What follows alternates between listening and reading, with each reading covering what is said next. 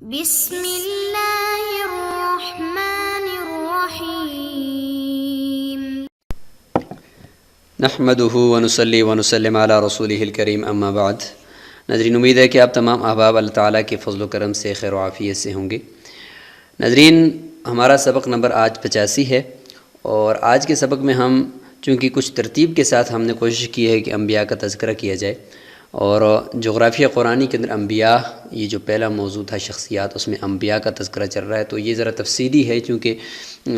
انبیاء کا جو تذکرہ ہے اس میں کچھ انبیاء کا تفصیل سے ہم نے ذکر کیا ہے، اور ابھی تو حضرت عیسیٰ علیہ السلام کا ذکر باقی ہے، اور اس کے بعد حضور صلی اللہ علیہ وسلم آخری نبی، تو ان کے غزوات اور حضور صلی اللہ علیہ وسلم سے ریلیٹڈ جو قرآن مجید کے اندر آیات ہیں، ہم ان کی روشنی کے اندر تھوڑا سا وہ بھی تفصیل کے ساتھ ہم اس کے اوپر کچھ اسباق ریکارڈ کریں گے۔ تو اس لیے یہ انبیاء کا جو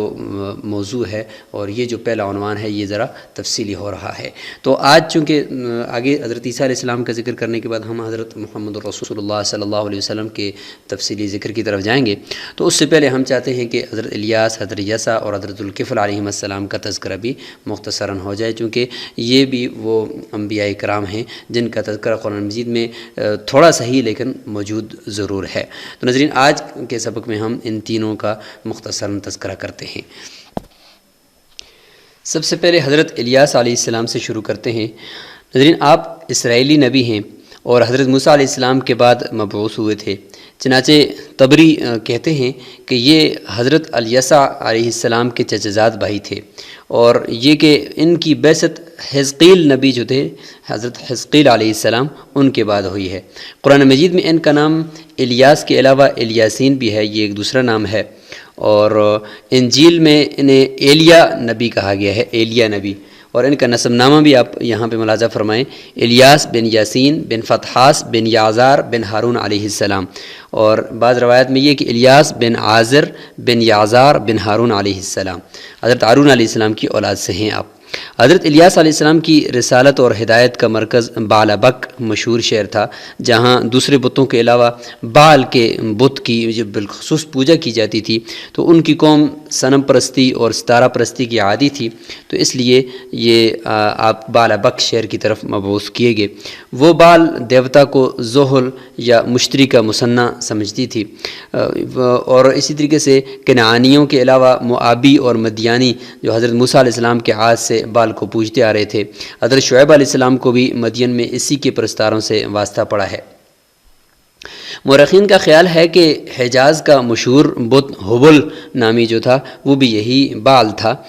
اور اسی طریقے سے تورات میں بال کو بریث یا بال فغور کے نام سے بھی یاد کیا گیا ہے۔ کلدانیوں کے ہاں اسے بیل اور بیل یا بیلوس اس نام سے بھی کہتے ہیں۔ سامی اور عبرانی زبانوں میں اس کو بال کے معنی مالک، سردار، حاکم اور رب کے آتے ہیں، لیکن الف لام یا اضافت کے ساتھ اس کا مفہوم دیوتا اور معبود ہو جاتا ہے۔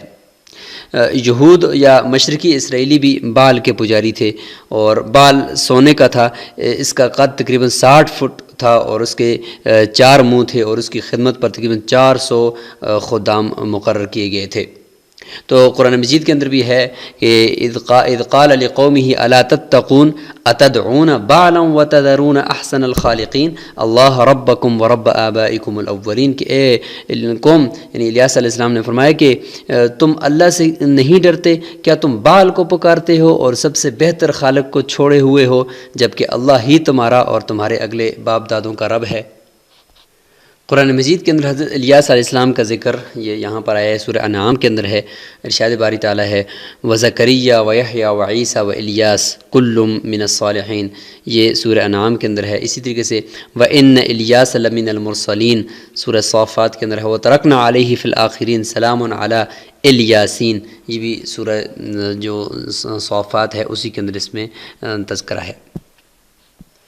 تو ناظرین، حضرت الیاس علیہ السلام کی وفات بھی اسی بعلبک شہر کے اندر ہے، اور آپ کی قبر مبارک بھی اسی شہر میں ہے۔ آگے ہم حضرت یسع کا ذکر کریں گے تو وہ بھی اسی شہر کے اندر ہے۔ تو یہ اس شہر کی ایک تصویر ہے، فضائی تصویر ہے۔ یہ جو آپ سرخ نشان یہاں پہ دیکھ رہے ہیں، تو یہ سارا پرانا شام ہے، یعنی قدیم شام یہی ہے، اور اوپر اناضول یعنی ترکی ہے، تو یہ ہے۔ اور اب جو یہاں پہ تقریباً 4 ممالک بن گئے ہیں، شام اور اردن اور اسی طریقے سے لبنان، فلسطین، تو اب یہ چار ممالک کا مجموعہ ہے، تو پہلے یہ ایک ہی تھا۔ اور یہاں پہ اگر آپ دیکھیں تو یہ بلاد شام، تو یہاں پہ دیکھیں اوپر دمشق ہے، اس دمشق کے اوپر شمال کی طرف یہاں پہ یہ جو مشہور شہر ہے وہ لبنان کا یہ شہر ہے جسے ہم بعلبک کہتے ہیں۔ یہاں پہ دیکھیں یہ لبنان ہے، اور اس کے اوپر دیکھیں رأس بعلبک یہ لکھا ہوا ہے، تو یہ لبنان کا یہ ملک ہے، اس کا لبنان ملک کا یہ شہر ہے۔ تو یہاں پہ حضرت الیاس علیہ السلام کی بعثت ہوئی، اور اسی جگہ پر حضرت یسع کی بھی بعثت ہوئی، جس کا بھی ہم مختصر تذکرہ کرتے ہیں۔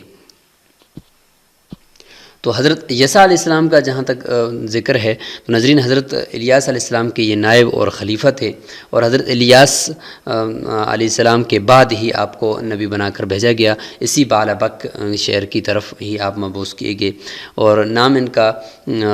جو ہے وہ یعنی حضرت یسع علیہ السلام کا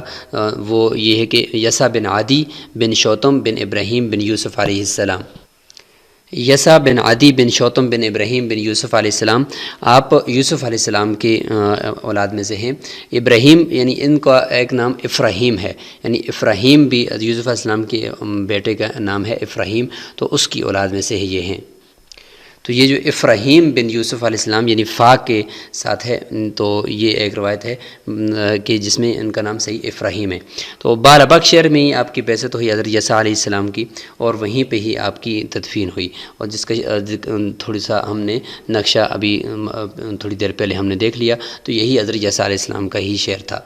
اس کے بعد ہم تذکرہ کرتے ہیں ناظرین حضرت ذوالکفل علیہ السلام کا۔ حضرت ذوالکفل سے متعلق قرآن مجید کے اندر بھی 2-3 مرتبہ آپ کا ذکر آیا ہے، اور قرآن میں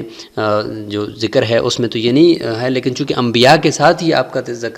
تذکرہ ہے، تو اس سے جو مشہور روایت ہے اور جو مشہور قول ہے وہ یہی ہے کہ آپ نبی ہی تھے۔ بعض کے نزدیک آپ حضرت ایوب علیہ السلام کے بیٹے ہیں۔ دمشق میں ایک پہاڑ ہے اور آپ اس کی طرف منسوب ہیں۔ تو ناظرین، یہ کچھ یہ انبیاء کا مختصر تذکرہ چونکہ قرآن مجید کے اندر تھا، تو مناسب سمجھا کہ ہم نے ان کا بھی کچھ تھوڑا سا تعارف ہو جائے۔ انشاءاللہ اگلے اسباق کے اندر ہم حضرت عیسیٰ علیہ السلام کا تذکرہ، اور اس کے بعد حضور صلی اللہ علیہ وسلم کی پوری سیرت تو بیان نہیں ہوگی، بلکہ اس سیرت کے وہ پہلو جن کا قرآن مجید کے اندر ذکر ہے، تو چونکہ جغرافیہ قرآنی ہے تو اس میں اگر ہم اس کو چھوڑ دیں گے یہاں پہ اس موضوع کو، تو وہ جغرافیہ قرآنی کچھ ادھورا ہو جائے گا۔ اس لیے ہم مناسب سمجھتے ہیں کہ حضور صلی اللہ علیہ وسلم کی زندگی سے متعلق وہ سارے جو مشہور واقعات ہیں اس کا تذکرہ یہاں جغرافیہ قرآنی کے اندر بھی ہو جائے۔ السلام علیکم ورحمۃ اللہ وبرکاتہ۔